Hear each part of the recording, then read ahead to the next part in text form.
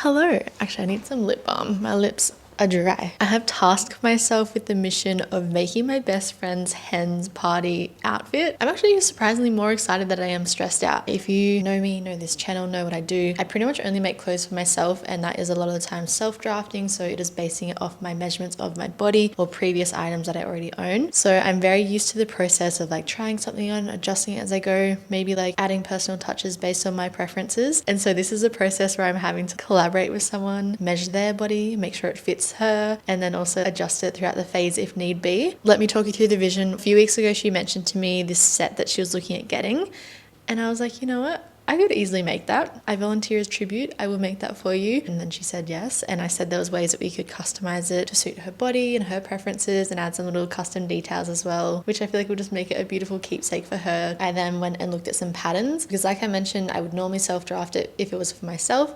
But I feel like this year I really want to experiment with utilizing patterns. Like people have already gone to the effort of figuring out measurements and flow and ease and a few details, especially for this because I'm working with someone else's body. I thought it might just help streamline that initial process. I pitched to her a few patterns. I think there was one was the common stitch vest, and then there was two other vests that I found on Etsy. She ended up preferring one off Etsy, so we got that. Plus I got a second pattern because it had a collar detail, which she really liked. So I'm gonna try and like Frankenstein a few of the pattern pieces and see if I can replicate that. See how we go. For the bottom section, she showed me a skirt, and then I instantly thought of a pattern that I actually already had. I don't know if I'm saying it right, but I think it's from Jessie Lou's closet. I will put links for all of the things that I am talking about in the below description box of this video as well. And the reason why this came to mind is because it's a skort, and I was like, how fun that on the day that we're just running amok, she can be wearing what looks like a mini skirt, but it's actually a skort, and then she won't have to worry about like flashing anyone. And because it is a two-piece white linen set, she can also style it beyond this event, which I'm all about. It's great to make things for events, but then also it's nice to be able to wear it beyond that as well. So where we're at now is the other day we went to Spotlight together, gathered the essentials based on what the patterns recommend for how much fabric, any extra things like zips, buttons and whatnot, and I let Chelsea pick out the little details that she wanted. And then she came to the studio, I measured her up. We only had like a little afternoon to squeeze that in, so we cut out the vest pattern, started to assemble it and try it on. At first her measurements reflected kind of two different sizes. I think it was good to have her here for that step just so we could kind of, you know, be together and make it fun as well, and then also just like throw it on the in-between steps.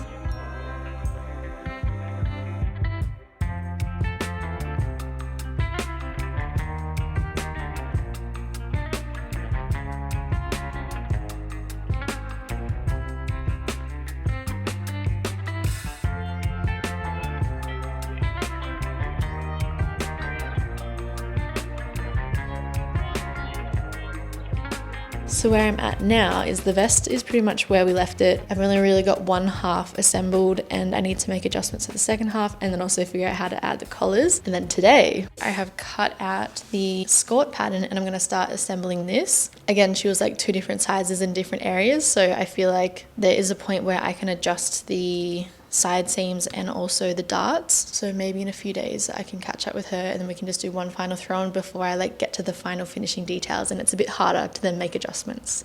So yeah, this has also inspired me to make a set like this for myself. I've got this beautiful olive linen, and I feel like a skort and a little vest that I can either wear together or separate will be adorable. I feel like I would get a lot of use out of them. Living on the coast where I swear it hasn't been under 30 degrees Celsius in months.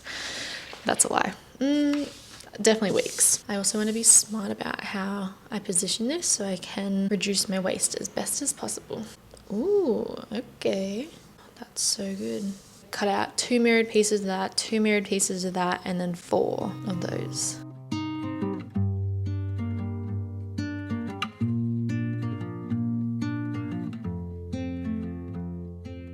When I'm creating with patterns, it's probably going to be less of like a how-to and more just like come along the adventure, because the beautiful people behind these patterns have put the steps together and I don't want to take that away from them. Like I mentioned, if you're interested in any of these and how to actually properly assemble it and then get all the pieces, I'll put the links below. I ended up printing these as all A0 size at my local Officeworks or printer place, just because I would rather spend $5 ordering a big poster size and it's just done, rather than having to print out like 20 A4 pieces of paper and then stick it all together and then there's pretty much a day gone. Time is money. I would rather spend $5. I'm going to cut these pieces and then I'm going to watch a video and see what I start assembling.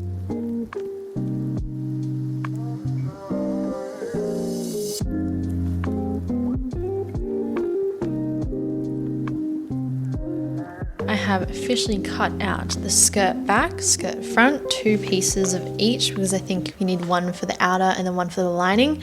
I'm just doing it all in the same material because that's just what I have. I found even putting this together, I'm just someone who can't follow rules. Darcy always pays me out about this because even if we get like a flat pack, I swear I will start going ahead and not read the instructions and then end up stuffing it up.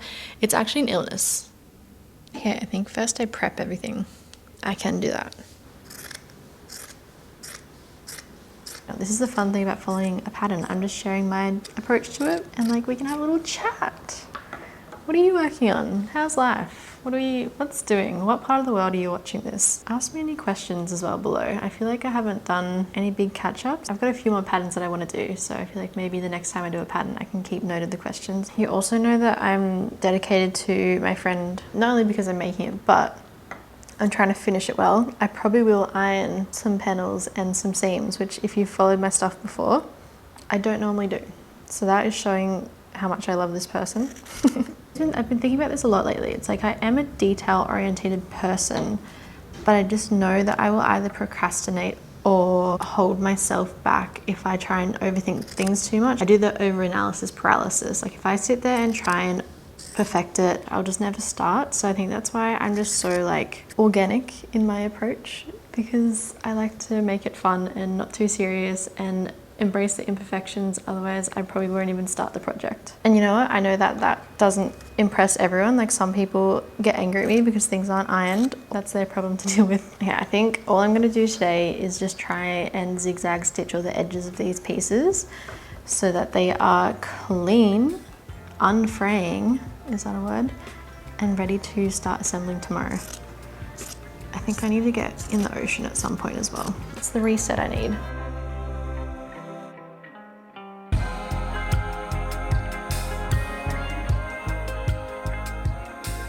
Good morning.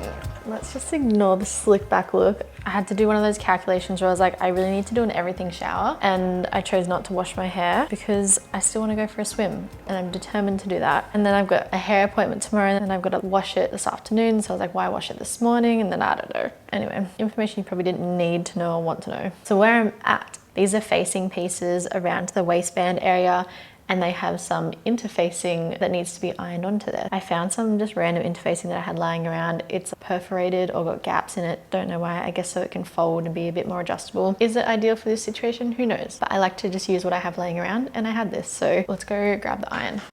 I literally just end up using my Cricut iron. It is mini. And this is a little heat mat, again, that came with the Cricut machine. I can pop my things on here. That's the fabric. If I had like a printed material, I would have it bad side facing up. So we want this on the inside, and there's like a sticky, shiny side that we would lay down because that's what's gonna melt on and make it adhesive.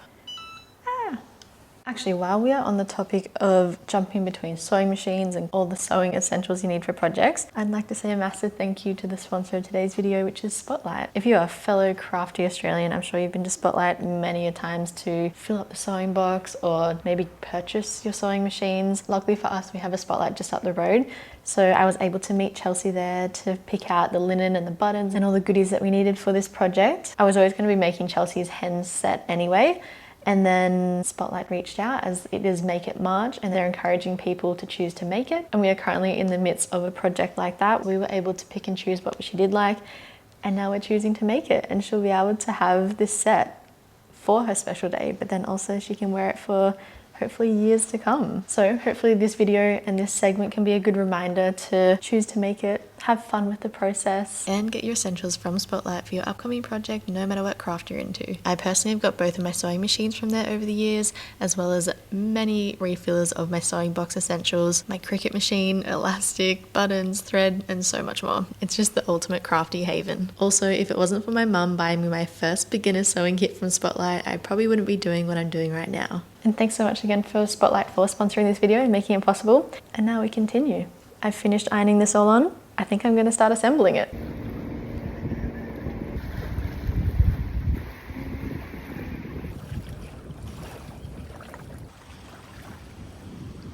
I went for a glorious swim at high tide around lunchtime, and I also got some paint for an upcoming project at Bunnings. And now I'm back here and I'm going to start assembling this, I've just been checking on the original print where I need to put the darts. So I've mirrored the pieces, I'm laying it out, I'm marking it.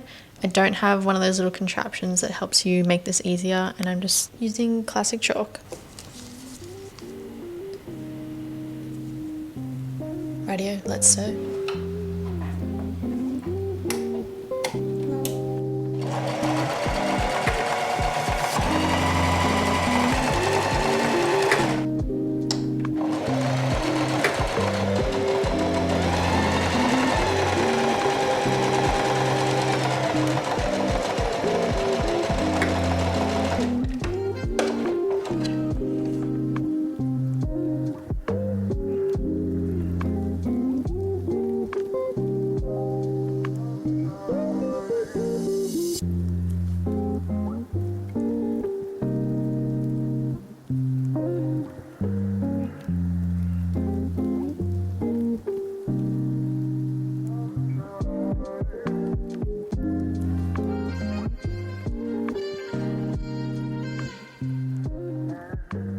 After creating the darts, it was then time to switch focus to sewing down the center crotch seams of the matching panels. I did this by laying the panels good sides facing, matching up the raw edges, and then just sewing down this curved crotch area. Once that was done for both the front and the back, I could then pin the waistband in place, sew it in place to attach it on, and then I was ready for the next step.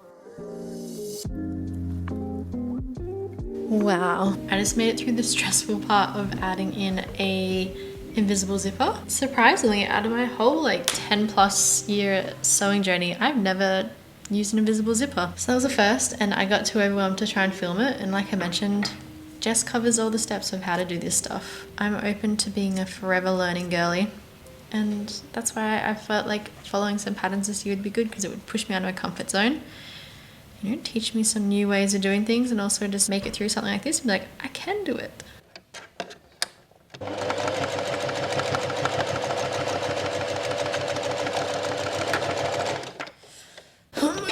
Okay, we'll find out if that works. Worst comes first, I can always unpick it. Not that I want to, but holy shit, that does look good. That's so fun and invisible. Annoyingly, I don't have many PowerPoints near my tables. I think I need to get a multi-cord, whatever they're called, for that bit over there, because this is currently my little ironing table as I watch the steps.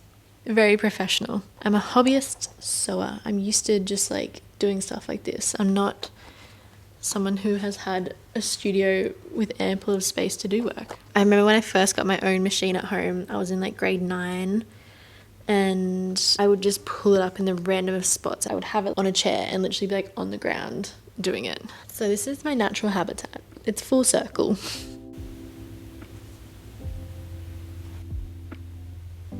Now that the front and back shorts are fully prepared, go ahead and set them aside. Oh, Next God. up, I'm going to Setting things aside.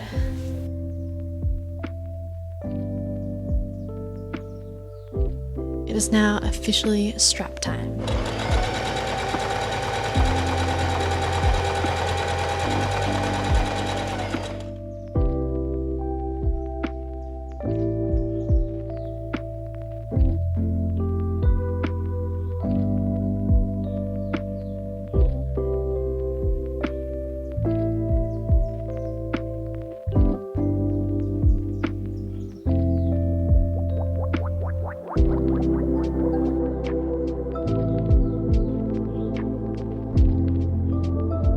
It is crunch time. It is day 3, I think, of assembling this. Worst comes to worst, if I need to make any changes, I can do that before the weekend, so we've got time, but still stressful. Essentially, I am just going to power through these steps. I think, where am I at? All of the segments of the pants or the skort is ready, so I just have to start adding the outer skirt layer to the pants, as well as the pockets within there, and then that should be done. Okay, let's do that. Let's go. the top of the shorts. Match the notches and pin. The back.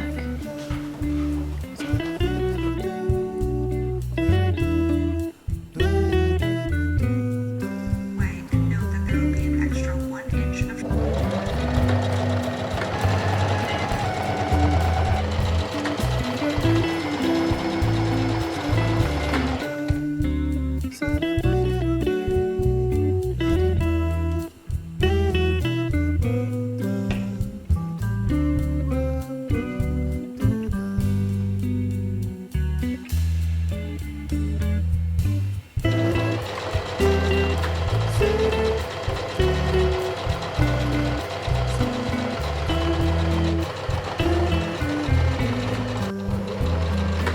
Okay, I am officially, I think, at the like final 3 sewing lines. So I'm going to do entirely down one side, the crotch, and then the other side. Jess has been incredible at explaining everything, following along, making it super easy. So can recommend her tutorials and patterns. It's also been just great, just yeah, like I mentioned at the beginning, like seeing how other people do stuff. It'll help me better my sewing skills and then ultimately sharing my creations down the track. If this was something that I was making for myself, I would probably sew one side and throw it on and make sure that it's fitting okay, and then I can make any adjustments if need be. I don't have my friend here at the moment to do that. So what I've been doing is when I grabbed her measurement, I made sure to obviously grab the key things like waist, hips, whatever her total hip measurement was, I divided that by 2, matched that on here to make sure each half was going to fit that plus a little bit of ease, because you don't want it to be like exactly the measurement, because then it'll be probably too tight or not have the ability to tuck a shirt or something into. So I gave it about an inch of ease-ish. After double checking all of that, it is actually exactly where it is meant to be. So I don't need to make any adjustments, which is very handy. Okay, I am going to sew these few lines and then I pretty much got to run out the door. I'm gonna go get my hair done. Finally, this regrowth is gonna be blonde again.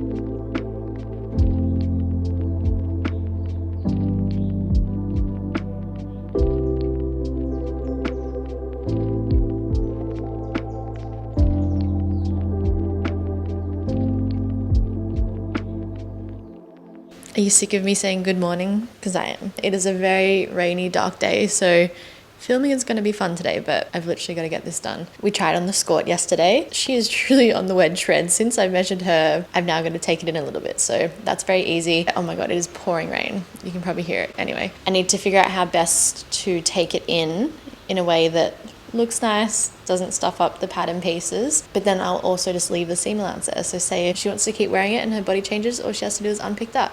So good. Today, I'm figuring out how to make a suit collar. I've never done this before.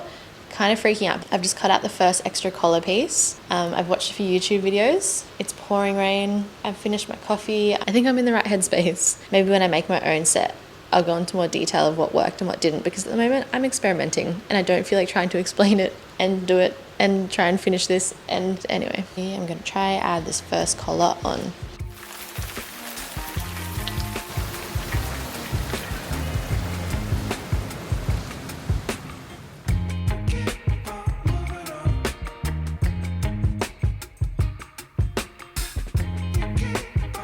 I officially have 2 separate vests. One of them is obviously going to be the lining, one's going to be the outer material. I think I liked one of them a little bit better, so that's going to be the lining one, and that's going to be the good one.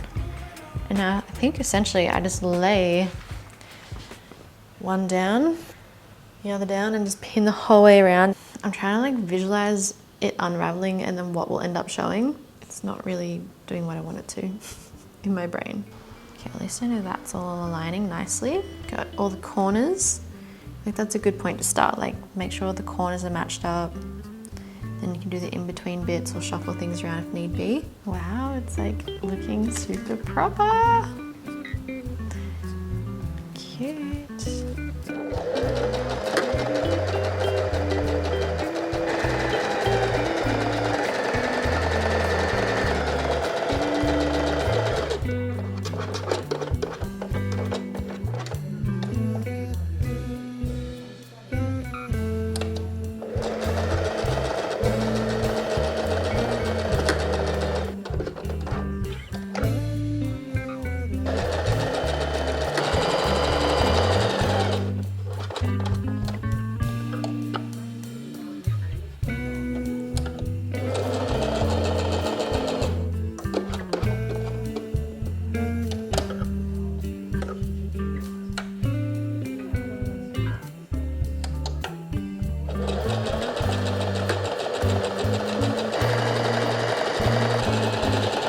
Classic Maddy, doing exactly what she said she would do when she follows a pattern. I just skipped ahead and stopped following the steps because I was like, I can do it from here. I know exactly what I'm doing.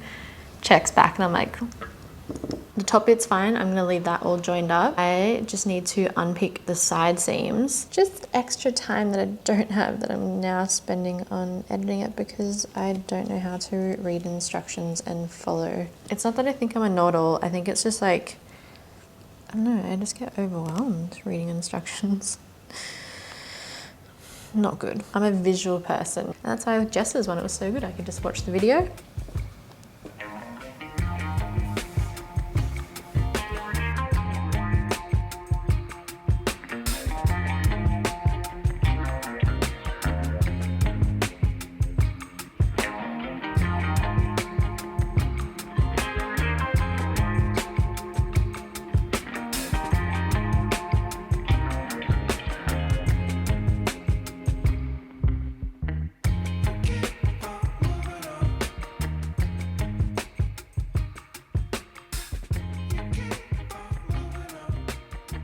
We're back at my little gremlin ironing spot.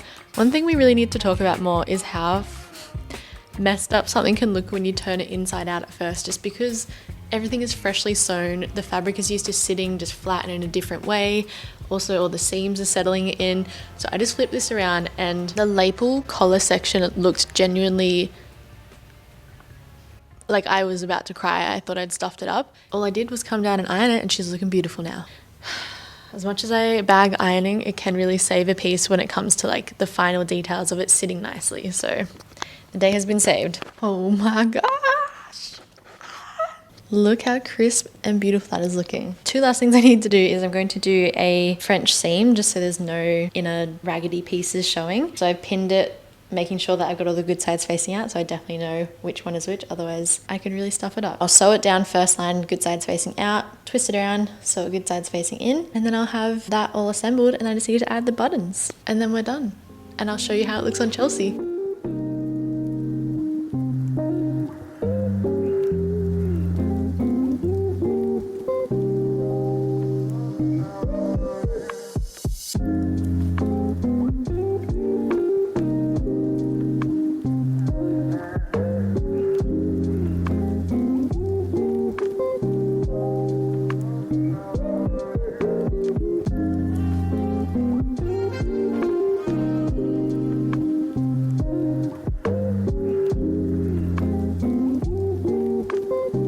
This has honestly been the piece that I've put my most love and effort into in a very long time. Like, I'm actually very proud that I persevered through some challenges, but this has just been my reminder of like why I could never have a label and like make stuff and then sell it. Very proud and honored that I was able to create this for my friend. And I love that I can hand it over to her and that she'll be able to wear it. But like on a selfish level, I'm like, I want to wear it. That's why I don't make clothes for other people. It's something that you would look at and be like, wow, that's so simple. Simple is the hardest, I feel, because there is nowhere I can hide my mistakes on this. I'm currently just threading up a needle so I can do the buttons. Like this top, it's got like a gathered back. It didn't have to fit perfectly. It's got many ways that I can just cruise on through. Whereas this one, there was a lot of bits where I'm like, if I do something wrong here, she is going to be on full display. And I'm just imagining myself just like crying when Chelsea's wearing it and it doesn't look perfect. So my inner perfectionist has come out and I don't like her and I don't like this situation. So this is why I would never make stuff for other people. And then plus, yeah, the days that go into it, you literally have to price it at a point. I don't think people would be able to justify because they would look at it and be like, oh, it's simple. It's like, yeah, well, you try and make it then, okay? I love the whole argument of like, oh, that's so expensive. It's like, no. It's just out of your budget and you can't currently justify paying that much for it. But the person who made it has obviously put their heart and soul into it and that's why they've priced it at that point. Don't be offended that you're not in that price bracket. Ooh, I said it.